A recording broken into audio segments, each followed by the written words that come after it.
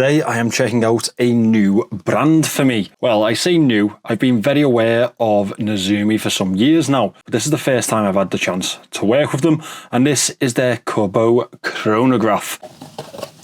I will say this is their Q4. I have the link in the description for anyone that is interested in it. I love the packaging, by the way. It's nice and it's quirky. It's retro, but it's quirky. I believe these ones were released in 2025. That looks like a solid little watch there. I'm a big fan of a chronograph. I'm an even bigger fan of this type of style. A bezel on a chronograph just, I don't know, if it kind of heightens it a little bit for me. One thing that I've been told and I've seen that Nezumi do really well is the way that they match up their colours. Straight away you can see why people like these so much, can't you? This is their Corbeau Chronograph Q4. It is really solid in its design. I'm already a fan of that dial and the almost aged numerals to it. And that's one thing that I'm not always a big fan of, you know. I do think that because it's accented very well with those cream subdials, it works quite well. Let's get a closer look in on this one. We are obviously going for the vintage, almost 70s, 80s type of look with these pieces, but obviously with some modern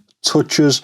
It is a 120 click unidirectional bezel with a 12-hour display on there. If you know how to set that so you can tell a different time zone, well, you're a better person than I am. But I do love a bezel on a watch. This is packing a mecha quartz movement. That arrowhead on the sweeping seconds is really, really nice. I've become a very big fan of brands bordering their handsets in black lately. When we have a black dial, I just think it makes the tone of the entire watch just flow much better. We have curved lugs. Anyone that knows me knows that I'm a big fan of Omega's cases, so that definitely works for me. It is fully brushed. I have not, it's got all the fluff on it from the box. I mean, if you ever questioned whether these are true first impressions, well, there's your answer, isn't it? Okay, that's looking a little bit better. Obviously I'll have to clean it before the beauty shots for the review. This band is an interesting one. It's a textile band here. I like the stitching. The colour works pretty well, that olive green, but it has got a leather backing. I'm interested to see how that works on wrist. I like that.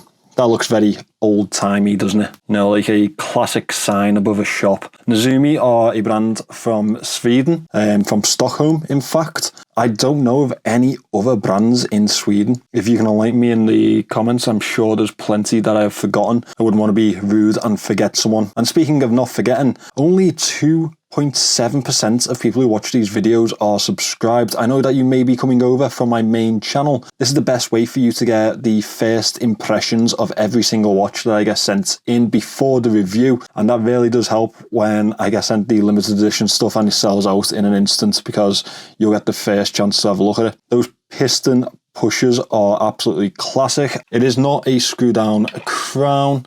It is signed, however, with the Nezumi logo. I think the first time that I saw these was on Jodie's channel, and that was probably before I even got into reviewing pieces. So it's really nice to have this little full circle moment. This one's very universally sized. It comes with a 40mm diameter, a 47mm lug-to-lug distance, and the thickness, including that sapphire crystal, is 12.75 millimeters. Now 12.75 is not exactly slim. When you include that bezel, you can kind of see where it's coming from. Bezel does have a good tooth-like grip to it. Very tool-esque in the click too.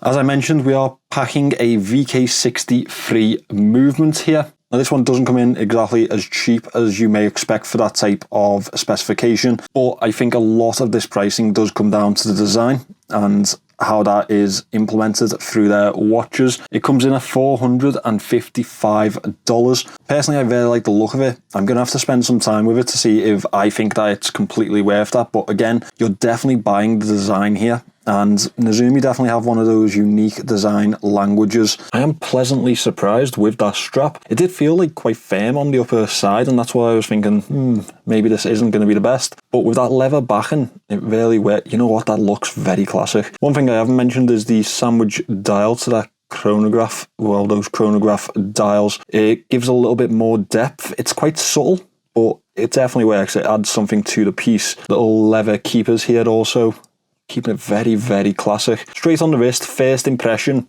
I quite like it. The consideration will definitely be that price, and that's what I'm going to be considering whilst I am writing up my review for this piece. If that design is worth the extra money for a watch that is packing a VK63 movement.